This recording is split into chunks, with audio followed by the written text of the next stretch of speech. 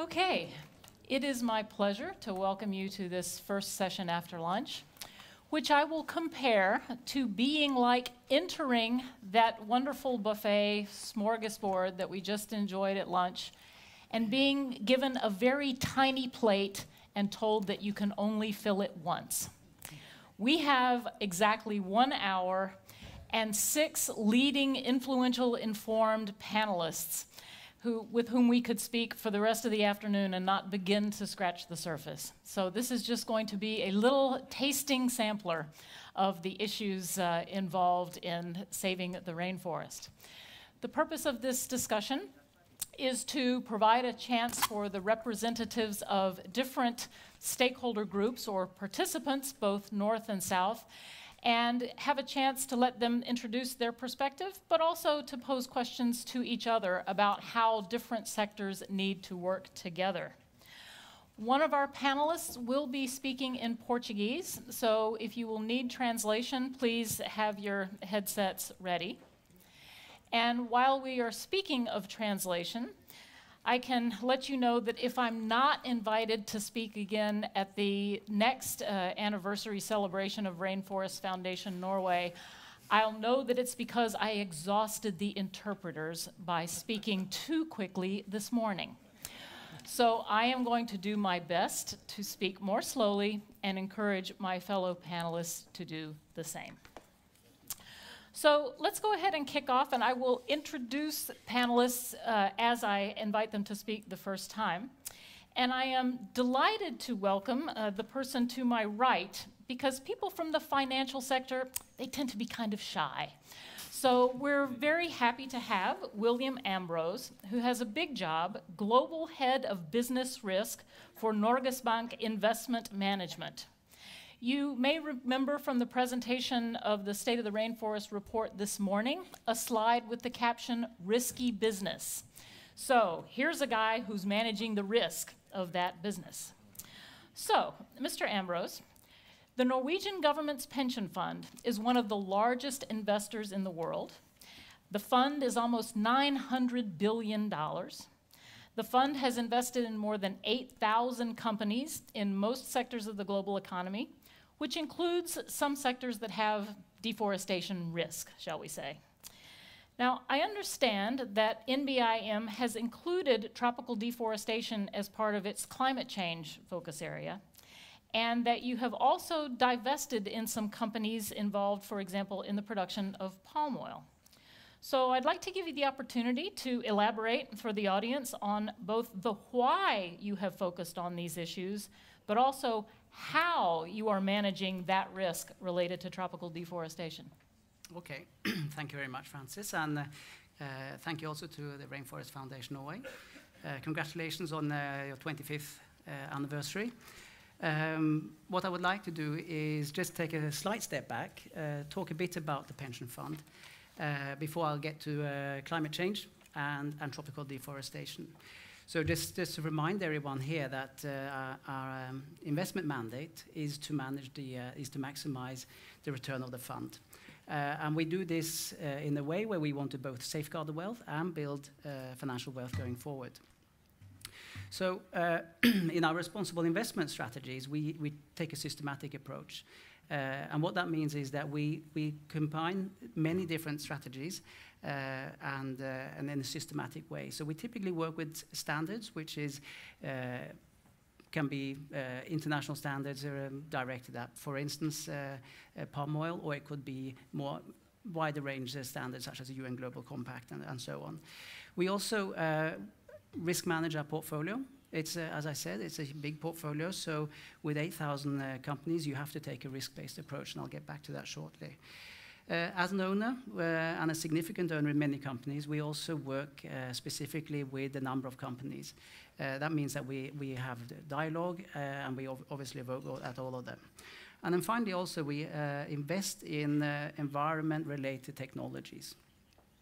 So just to sort of probe into our risk-based approach is, from our perspective, we have our focus areas which are well known, but what we also do is that we have a systematic approach where we try to look at the portfolio by many dimensions. So typically, risks often will follow jurisdiction. So we look at country.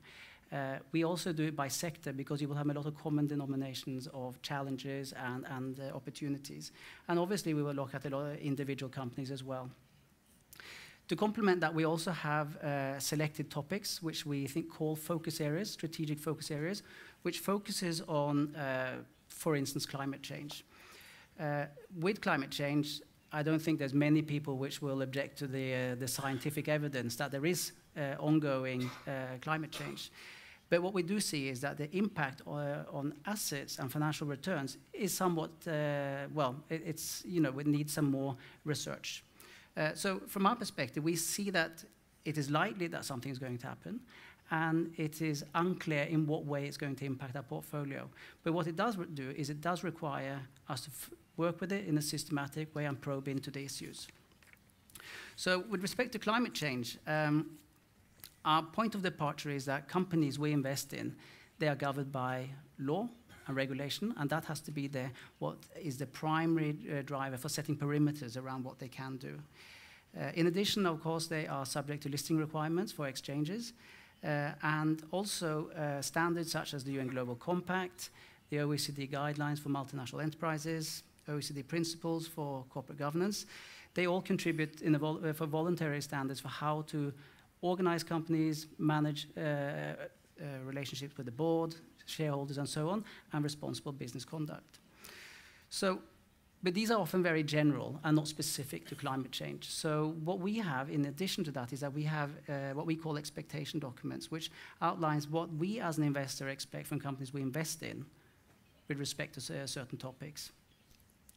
One of these topics is climate change. And our point of departure on this is that it can be a financial issue, and that the company needs to manage that. So whether it's related to mining, oil and gas, agriculture, transportation, if it's material to the company, we expect them to both be able to, well, as a point of departure is recognize it, but also integrate it into their strategy and how they actually plan their business going forward. And for where it is relevant, it forms a natural part of a dialogue. So in addition to that, what we have done for a number of years is that we measure what we think of as good practices at companies. It's challenging in as much as there isn't really a lot of substantive data on this. But what we do is that we do look at policies, guidelines to get an understanding of where companies are. However, to get that quality data set, we have also sponsored CDP, which works with development of those sort of data sets at company level. So I'm going to ask you to stop right there and give the other panelists a chance, but I'm going to come back to you and ask you and as well other panelists. I'd like to turn next to Mr. Guilherme Narciso de la Cerda, and this is the time that you can start putting on your headsets. Mr. de la Cerda also has a very big job. Managing Director for the Agriculture, Cattle Raising and Social Inclusion, Environment and Social Infrastructure Divisions in the Brazilian Development Bank, usually known as BNDES. Now, this morning we heard many, many times congratulations to Brazil for having so dramatically reduced what was the world's highest deforestation rate. And we've also heard about the Amazon Fund, established to help make investments to continue that reduction in the deforestation rate. But at the same time, BNDES's broader portfolio includes investments in infrastructure and economic development projects, which also pose deforestation risk, very similar to the case of NBIM. So I think all of us would like to hear you say a bit more on how you see both BNDES's management of the Amazon Fund continuing to keeping deforestation rates low on the one hand, but also what are the implications for BNDES's broader portfolio, and how are you taking deforestation into account? Thank you. Thank you. Obrigado. Vou falar em português. Let me speak in Portuguese because this is a very important event, and it's very important to convey adequate information about what we have done and the challenges we face. May I first of all congratulate the Rainforest Foundation for its 25th anniversary and its very important achievements throughout the world. We are well aware of what it does in protecting the environment. May I say that Brazil has developed a set of policies to comply with its commitments with regard to climate change and the preservation of the Amazon. The Amazon Fund is managed by BNDES, by our development bank, and it receives its guidances from the Ministry of Development. As you heard, Brazil managed to cut down on deforestation. Nevertheless, we have to consider the challenges still ahead. The reduction was the result of a set of measures. Measures aimed at agriculture. There are very important projects in agriculture, the control of agribusiness, the attempt to implement effective environmental practices. I could give you more information later, but we have a program called ABC, low-carbon agriculture. Another point is that the Ministry of Agriculture is truly relevant.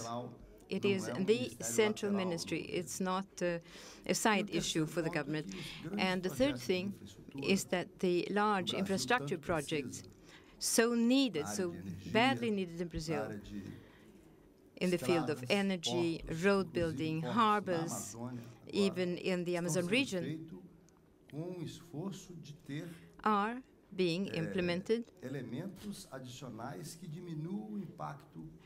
with additional elements that try to control its impact on the Amazon. Of course, there is an impact, but we try to minimize this impact.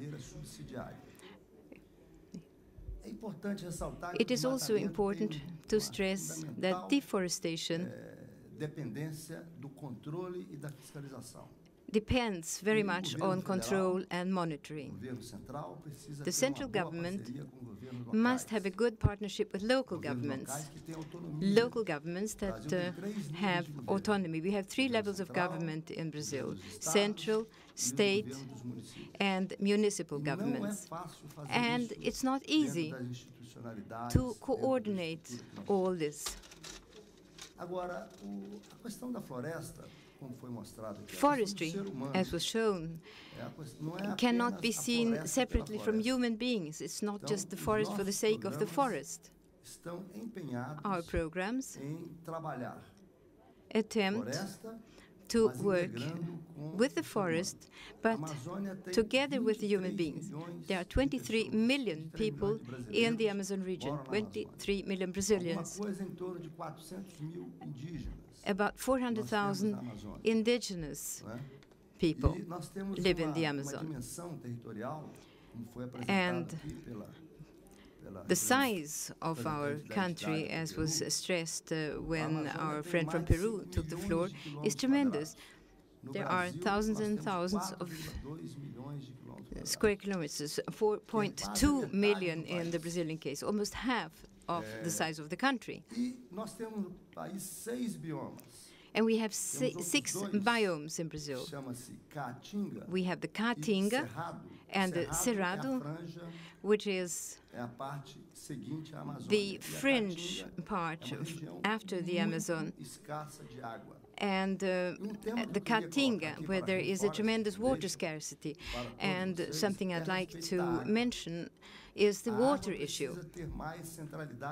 I think water needs more and further discussion in this debate. I think water is a matter that should be much more thoroughly discussed by international agencies, by governments, and by all of us. In closing, may I just stress the importance of civil society. Civil society is tremendously important. Governments, by their nature, are heavy, top-sided, slow. Governments are slow. In Brazil, we have a set of controls which are necessary, but we also need transparency, and we have to make the necessary adjustments so that excessive control doesn't impair the projects. Environmental projects sometimes take a very long time to become reality. So we face a challenge in Brazil and probably in other countries as well. And finally, we have a resource received after negotiations with Norway amounting to $1 billion. BNDES is the manager of this resource. I have colleagues, Juliana and Gabriel, who are in charge of this. We have 60 projects that have been approved, 60. $400 million have been approved, and we want to implement these projects together with civil society and then see how we can work in other biomes, such as the Congo Basin. So you've given me the exact transition that I wanted to have, to keep the focus on Brazil for a moment and turn to the woman on my left, who is Adriana Ramos, the Vice Executive Secretary of the Instituto Socioambiental Brazil.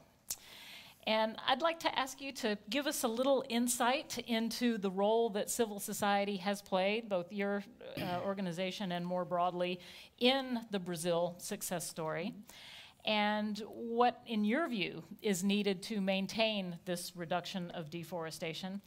And I think we'd all be interested to hear about the challenges being faced by civil society. You know, here we are just a few weeks before a presidential election, very important. And, you know, any reflections on how things have changed over the last 10 years? Okay. In 4 minutes. Yeah. Thank you, Francis. Well, ISA is historically working to give visibility to indigenous peoples in Brazil since the 70s, and especially to increase the recognition of the indigenous territories and other traditional peoples' territories to conservation. So we were created with this name, which is social environmental in one word, to say that we don't believe that there must be some kind of conservation without people. In this last 20 years that we have been focusing more on policies regarding deforestation, we have worked a lot for guaranteeing, first of all, the transparency on deforestation data in Brazil, because I think that it was also a very important role of civil society to help to analyze the dynamic of deforestation and to address correctly the drivers of deforestation, what was done afterwards in the plan, the national plan that was established. More recently, ISA has been coordinating a network of organizations in the Amazon basin, joining organizations from all the countries to guarantee mapping of indigenous territories and other protected areas for the whole country. Because as we have seen here in the morning, there are several indigenous people that cross the boundaries of countries. They don't know the political boundaries of countries. So it's important for us also to have an overview on the region. In between a lot of studies and development of projects in the ground, trying to raise sustainability alternatives, trying to raise new technologies for restoration. We also have provided a deep study about how much would cost to reduce deforestation in Brazil, together with other organizations, and we get into amount. Guess how much? $1 billion. So we have worked a lot to guarantee that Brazil could open its view on deforestation and to go across the borders of the Ministry of Environment, what was done in 2004 when they created the National Plan to Combat Deforestation. This national plan was created with 4 lines of action: land tenure regularization, promoting the sustainable use of the forest, control and monitoring, and infrastructure. In the first phase, infrastructure was out of the plan. And afterwards, the first analysis shows that what was more effective was control and monitoring. Land tenure for one period has gone far with a lot of recognition of indigenous territories and protected areas, but in the last 4 years we didn't have any. And the sustainable use of the forest is still where we lack of huge implementation. And I think that one of the main challenges that we have now is to guarantee the effectiveness of this protected area and indigenous territories to hold almost 40% of the Amazon region in Brazil that is already destinated to this kind of areas. And why do we have this challenge? Because I think that one of the main drivers of illegal deforestation in Brazil is impunity. And we had recently changes in the legislation that changed the legal framework that was the basis of all the efforts to reduce deforestation, including giving amnesty for those who had illegally deforested. And that gives a sign in the ground that one should go on illegality because amnesty can come further. And since we will have a review on this legislation in 5 years, we feel that a lot of pressure over indigenous territories can bring from there. And just to close, we have a strong pressure over the change in Brazilian constitution and in legislations, not only to stop the procedures of recognition of indigenous territories and creation of new protected areas, but also a pressure to use these areas outside of their traditional way of managing, such as mining in indigenous territories and renting indigenous territories for agribusiness sector. These are bills of law that are in the Congress, and we will have this struggle to guarantee that they do not change this framework that is already weaker than it was 10 years ago. Thank you. I'd like to shift continents now and move the focus to Southeast Asia.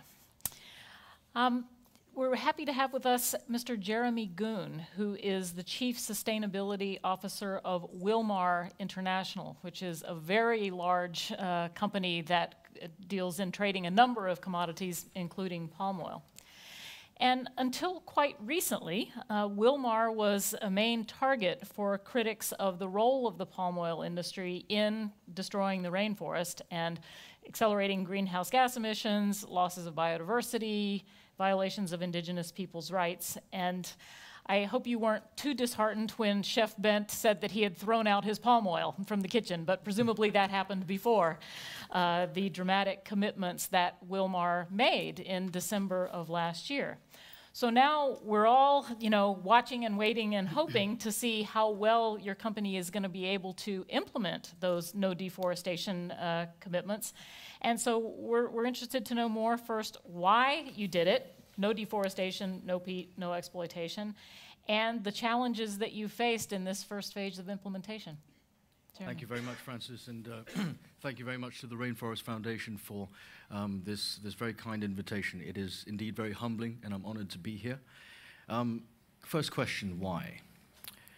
We did it because we saw the deterioration of the environment, the effects of climate change, the changing expectations, demands, and requirements of not only our customers, but our bankers, our institutional investors, and various other stakeholders that we engage with in. And because of all that, we decided that that was the only way to go.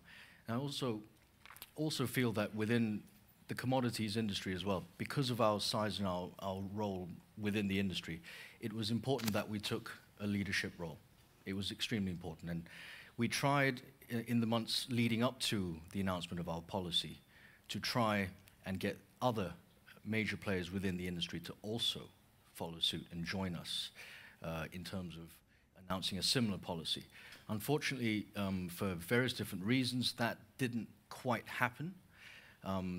Various other players within the industry have made similar policy commitments, although some civil society would still criticize some of those policy announcements for various different reasons again.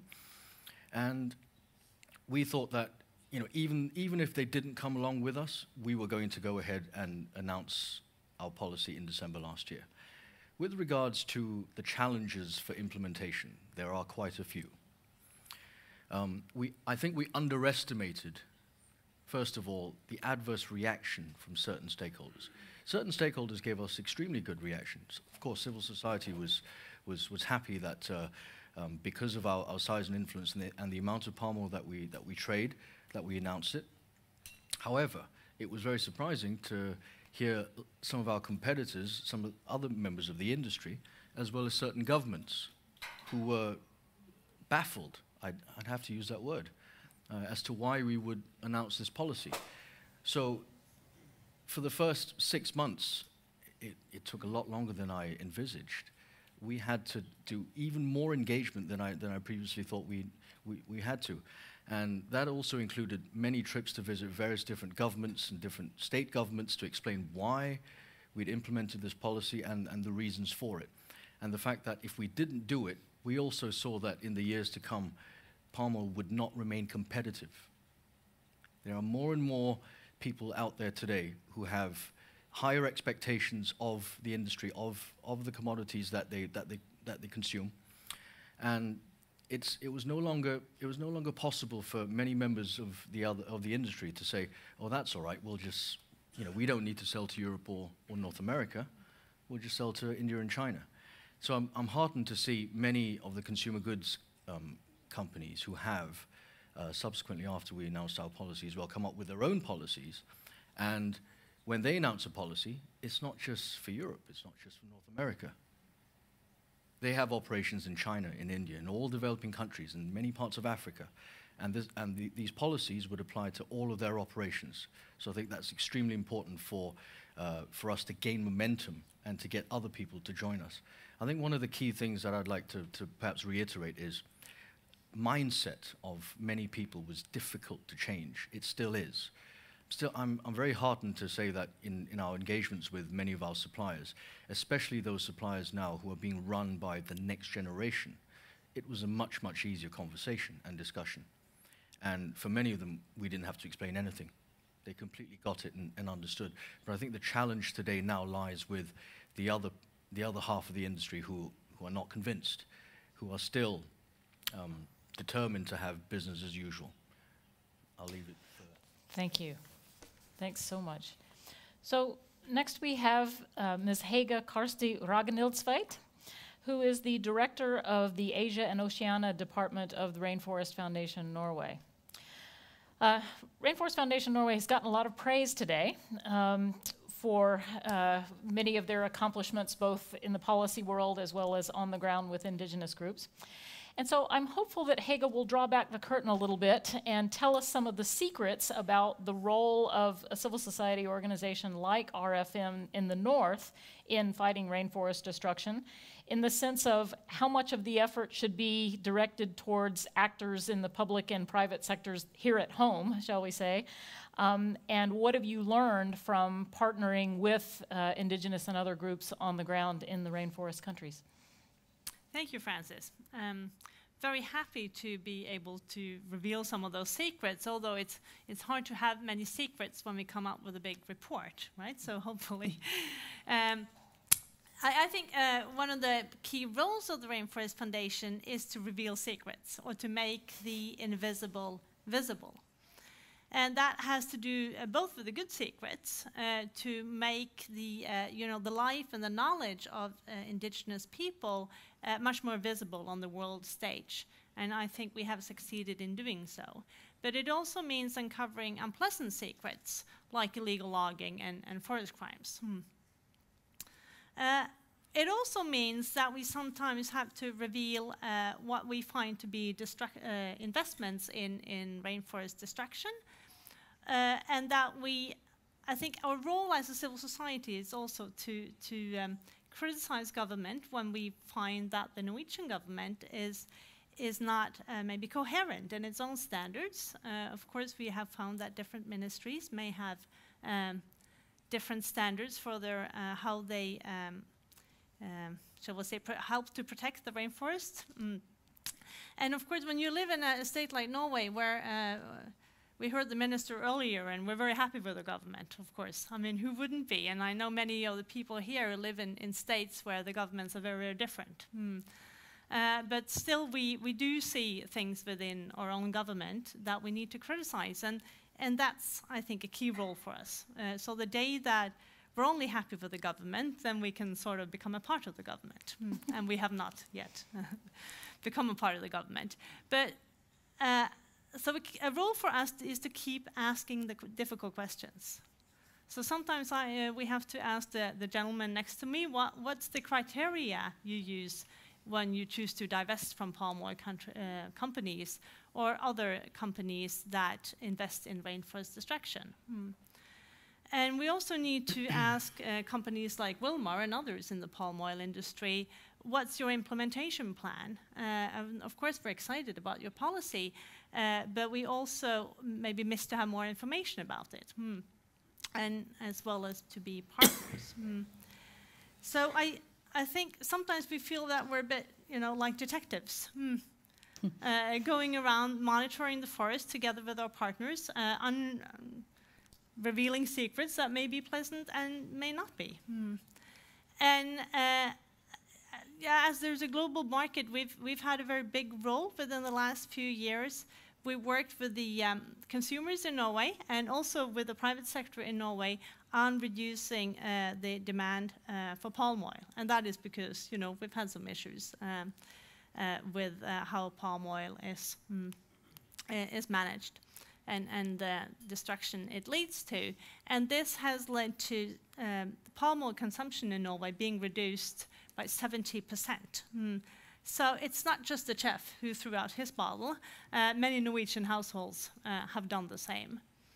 And this has, of course, also taught us as activists here in Norway that we can have a very strong role working with ordinary people who are not in government or in financial institutions.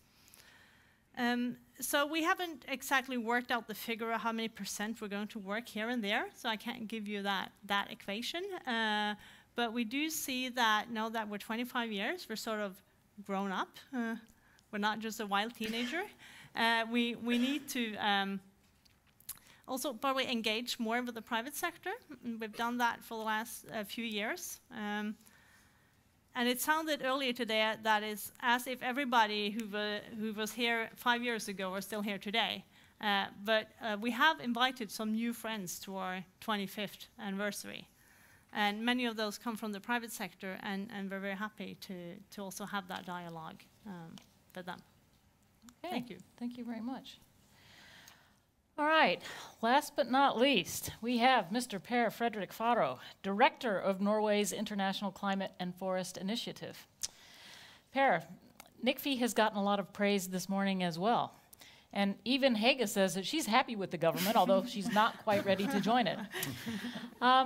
But I wonder if you might draw back the curtain a little bit and tell us, based on your experience with engaging forest country governments and engaging with civil society around the world in NICFI, what have you learned about the potential and the limitations of that approach, and how effective is it in addressing the drivers of deforestation?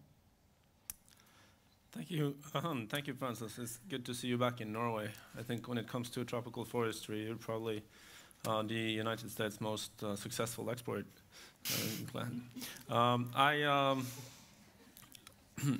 Being here is a bit like being at your parents' birthday party. As the minister and the state secretary said, I wouldn't have this job if it wasn't for the Rainforest Foundation in Norway. So happy birthday, Dad.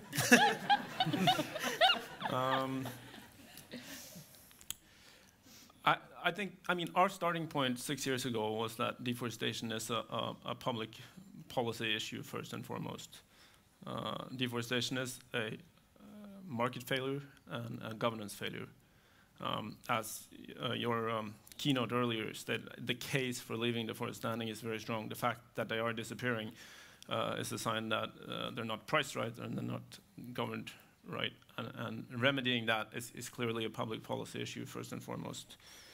The question, of course, then is how to impact public policy, given that we strongly believe in democracy and that the people living in the forest countries actually have to determine how those forests are governed. Now, as a government outfit, our comparative advantage is dealing with other governments in a respectful fashion as partners, recognizing the fact that everything that has to do with area and forests indeed as well is quite sensitive stuff, and these are issues that should be left to democratic processes in the countries that have the forests. So the question is how do we approach it. Keeping the forest standing is a development choice, basically, and a development choice that runs counter to development as it has evolved in most other countries. So to expect that sort of to be a 180 turnaround in a short time is not realistic. We can't expect a straight path. But still, engaging with countries is crucial. However, as the minister said earlier, it's quite clear that we need a global coalition for change if deforestation is to be halted. And we need country-specific coalitions for change, reflecting that global coalition to the country circumstances. Because, again, it's a development choice, and you have very strong vested interests interested in keeping the status quo. So I think the realization is that, yes, we have to work with governments. We have to work with reformers in governments and support governments that want to address deforestation and take the measures necessary to improve forest governance and put a price on deforestation, so to speak. But for that to succeed, there needs to be a coalition that involves the private sector. I think the change in the political economic calculus in Indonesia from a situation where you have environmentalists driving this agenda to a situation where you now have environmentalists plus, the big players in palm oil is a very different political coalition with a much higher chance of success. We need NGOs. This is about transparency and democracy. It's about holding governments and private companies to account. Absolutely crucial. And last point, indigenous peoples groups, as the traditional stewards of the forest, absolutely essential. And this is why the minister made the pledge earlier to increase our contributions to those groups. I think if you have that kind of coalition, and I'm sure I forgot someone, so please forgive me, but it's about creating a coalition that both in practice and as a political force can create the momentum necessary to turn around what is a very strong status quo path forward. That kind of change in the political economy is very complex to pull off, and there is no other way but a broad coalition. So I guess that would be my contribution. Thank you. Thanks, Per. So Hague actually provided a pretty good model of what we're hoping to use the balance of the panel discussion time for, and that is for the panelists to ask each other questions.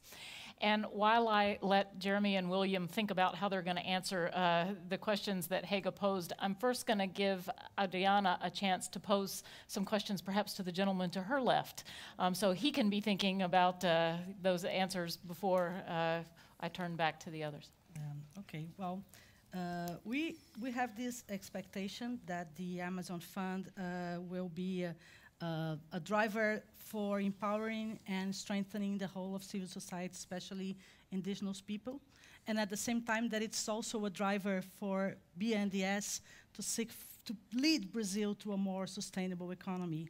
So I think that I have two questions for both the guys around. Okay, great. For Pierre, I would like to listen about how do you see the possibilities and what would you like to see as this process of empowering indigenous people so that we can help them not only taking care of their land, but really having autonomy to decide their future, and so that we can also learn from them about their model of living, the technologies, more sustainable technologies they use, and the way we can use this for our perspectives in the future. And for Guilherme, I would ask, what are the perspectives for us to have a deeper approach on sustainability on the investments of BNDES? We are seeing, for example, that the lack of infrastructure as a main issue in the National Plan of Deforestation is something that has some results now. We have Altamira, which is the municipality where we have the Belo Monte Dam being built, is in the top of the list of the highest level of deforestation in the recent years. We know that the consortium that is building the dam is not following the conditionalities that were established in the licensing process, but the environmental agents doesn't have the conditions to follow on that. And so normally what happens is that the investment keeps on while they're not in compliance with the environmental legislation. So what can we expect from new approach in BNDES that can deal with this in a better way?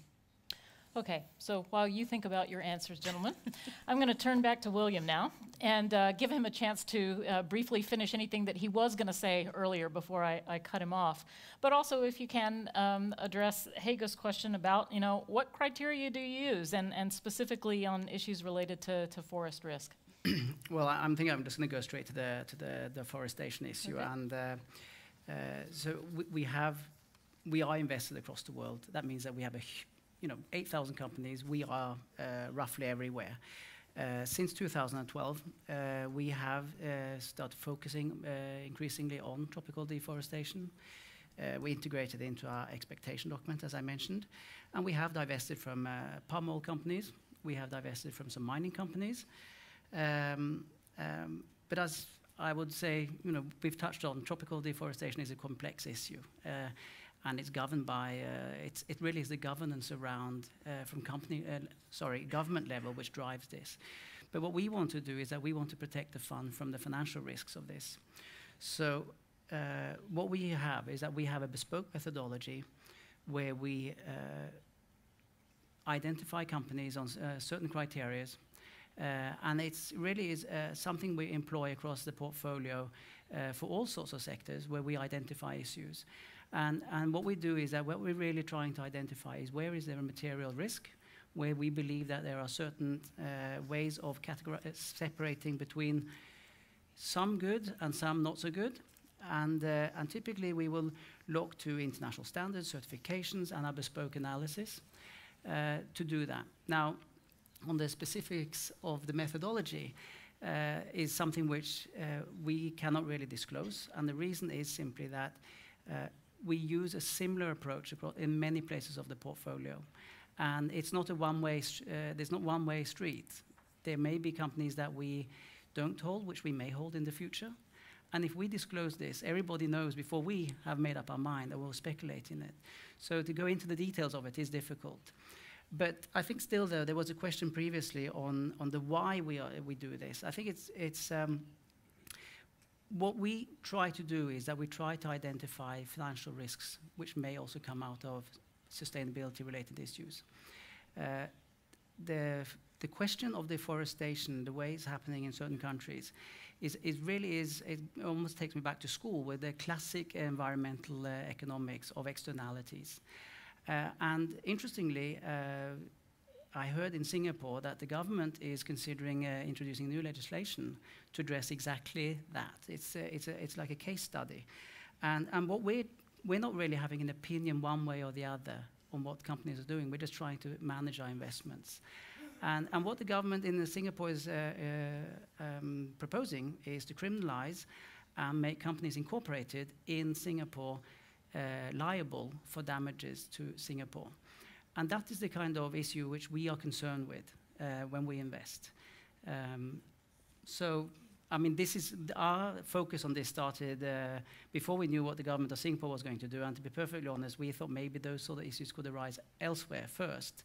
But it's an interesting, issue, and is one of the reasons why we would typically look at this. So I'm sorry I'm not going to tell you this time either what the details of the methodology is, but I hope you can understand why. But just remember, she's in the business of revealing secrets, so you sort of laid down the gauntlet here. Okay, so Jeremy, it's your turn. Helge had expressed interest in learning more about the implementation plan. But I'd also like to add on a question of my own and encourage you to pose questions or challenges to other members of the panel, because I think in your first sentence, I heard you say that one one of the reasons Wilmar went down this road was because of changing expectations on the part of bankers and institutional investors. So, how can bankers and institutional investors, help you out in making your, commitments a winner across the industry? Thank you, Francis. Firstly, about the implementation, I think the one thing which I mentioned previously we had underestimated was the amount of engagement we had to do with all the various different stakeholders. That was really the first step of this policy. So as soon as we implemented it, we had to go and visit all of our suppliers, and there are hundreds of them. We've completed that process in all of the countries, bar Indonesia, where we've probably got about maybe 15 or 20 suppliers left, so that's not much. And you'd be surprised as to how many different interpretations there were of our policy, which I found very surprising. And there were, of course, many, many different questions. There were many questions from smallholders and smaller farmers who wanted to know how this would impact them and whether we would stop buying for them if they did not comply. And of course, the answer is if they do not comply, we have to stop buying from them. But the compliance date for that is at the end of 2015. We can't announce a policy and have that as the immediate sort of cutoff date for all of this without proper engagement. So I think that was the first step for implementation. Obviously, we've gone beyond that. We've work in progress. We're doing our grievance procedure, and that's going to be formalized, and we're setting up websites in different languages. This is in conjunction with other NGOs that we work with as well, including the likes of TFT, Aid Environment, being two such NGOs. We're also busy mapping our supply chain and ensuring full traceability for the moment to the mills and then eventually to the plantations, which is extremely important. That process, again, we're working with various different other stakeholders, other players in the industry, other specialists and NGOs as well to find the best way to map out the supply chain. And first of all, this also identifies risk for us. And it also enables us to, after identifying the risk, to be able to go down to those various different suppliers and have a dialogue and conversation to say, are you willing to change? If you're not willing to change, then we'll have to take stiffer action. But we've already had successful cases where we've had rather large suppliers who previously were engaged in various different activities which were not sustainable, and they've completely changed their mindsets around, and a couple of them have even announced policies recently over the last couple of weeks, which to me has been probably the greatest success of this policy. And I wanted to use this as a bridge to perhaps the other question about leverage. We didn't believe that cutting off a supply immediately would solve any problems or issues within the industry. That's why perhaps I wanted to ask some of the investment community as well that just by divesting from the palm oil companies, does that necessarily mean that behavior has changed? I don't think so.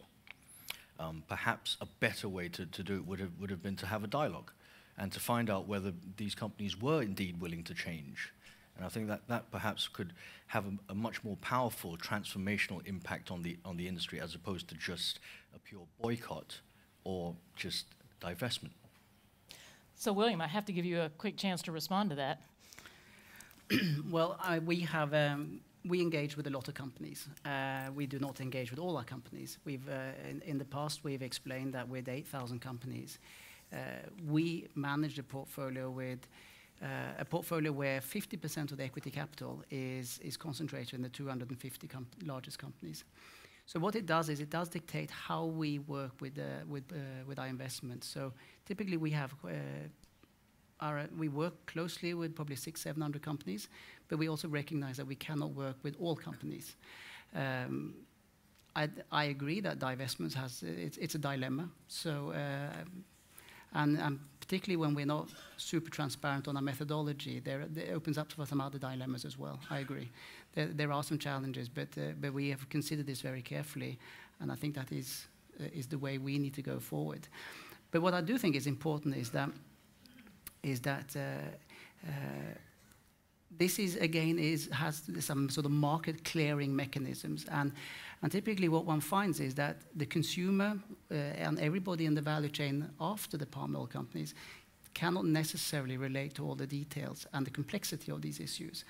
So by being able to use some sort of classic signaling, whether it be a standards or what have you, you really kind of get around that issue by just simply saying that this is the way it is, it's independently verified, and although people mightn't find it sufficient, it actually helps the market function in a better way. And a quick response? Sorry, could I just perhaps, propose something? In the same way that divestment had a very negative impact on the reputation of the palm oil industry, you divesting out of other palm oil companies, for example, maybe a reinvestment or an investment into some palm oil companies which you believe are doing the right thing and are actually leading the way may send the correct signal to those perhaps less convinced players that they need to change their behavior in order to attract institutional investors such as yourselves. I won't ask you to respond to that. I'll just, for good order, we haven't listed or pointed to any individual companies when we make adjustments to our portfolio. We manage our portfolio to the best viability, but we're not in the business of pointing at individual companies. Okay, thank you very much. This is a very useful exchange. Okay, Mr. de la Cerda, I'm going to cede the floor again to you to respond to Adriana's question about how the BNDES portfolio might be adjusted to address deeper sustainability, I think was the term used. And she had some more specifics in her question, and I welcome your response.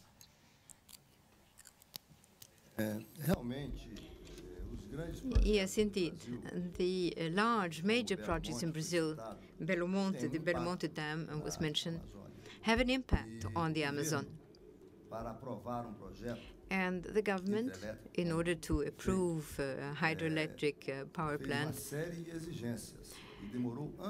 had a number of requirements, and the project took years to be approved. Of course, the first proposal was very, very different from the last one. The impact on the region, the water management situation changed considerably over time after negotiations with the companies involved. And a decision was made based on a number of conditionalities. Obviously, very strict controls and monitoring are necessary in order to see to it that these conditionalities are complied with. The bank, which is responsible for implementation of Brazil's development policies, has, in addition, some measures to lessen the impact of such projects. And I'd like to point out that a country like Brazil, with over 200 million inhabitants and considerable levels of imbalance between rich and poor, must balance environmental issues with other issues having to do with alleviating poverty and improving the quality of life in regions that differ widely. We have never had a period during which there has been so big a reduction both in deforestation and in the level of poverty and inequality. But as I see it, whatever we do, it's still not enough, considering what lies ahead, not just in Brazil, but in other countries, especially considering the traditional indigenous populations. The Amazon Fund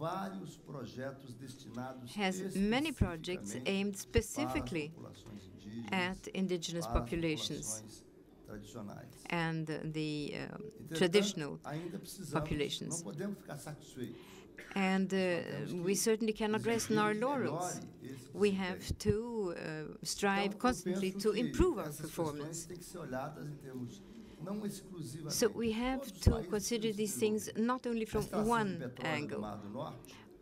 All countries have their problems, and oil in the Northern Sea is also subject to a number of conditionalities. The development of other countries has also to obey a number of principles. So we have to analyze development from an integrated standpoint.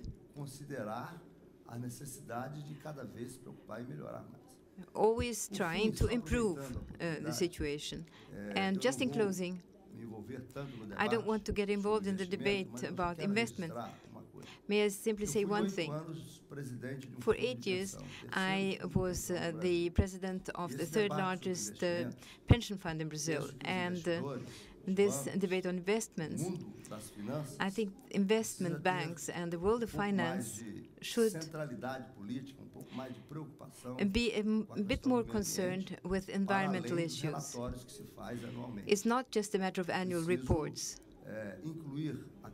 I think the matter of environmental issues should be included in investment policies. My bank, BNDES, for instance, has private equity funds for activities aimed at populations in the Amazon. Fish farming, for instance. And I think we could do more than what we do today. I think pension funds in all countries, developed countries and others, and fund managers don't do everything that they could to improve the environment situation. Great. Thank you very much. So, Per, your turn again. Adriana has asked you some broad and specific questions about how you see the story playing out in terms of empowerment for civil society more generally, but also the process of empowering indigenous peoples in particular. Yeah, thank you. I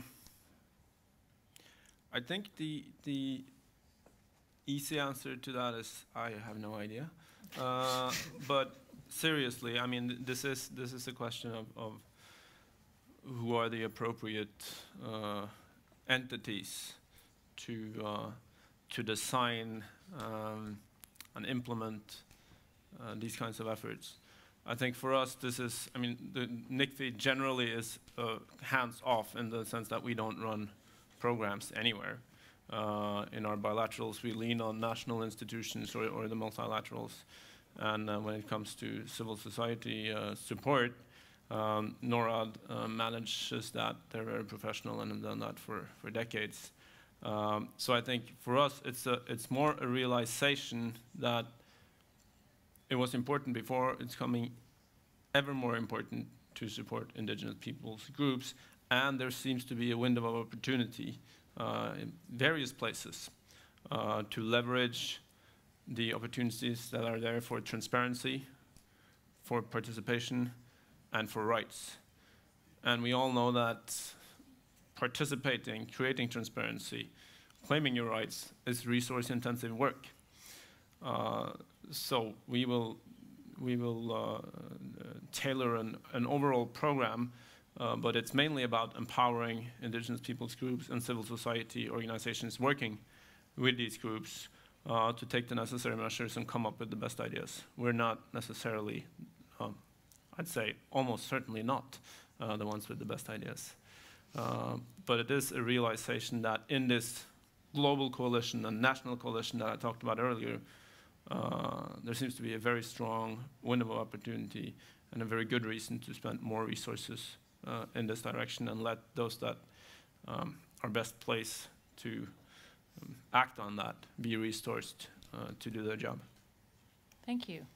Well, I regret that our time is pretty much out, so I think it remains for me to ask all of you to join me in an enthusiastic round of applause for all the excellent input that we've had from our panel today.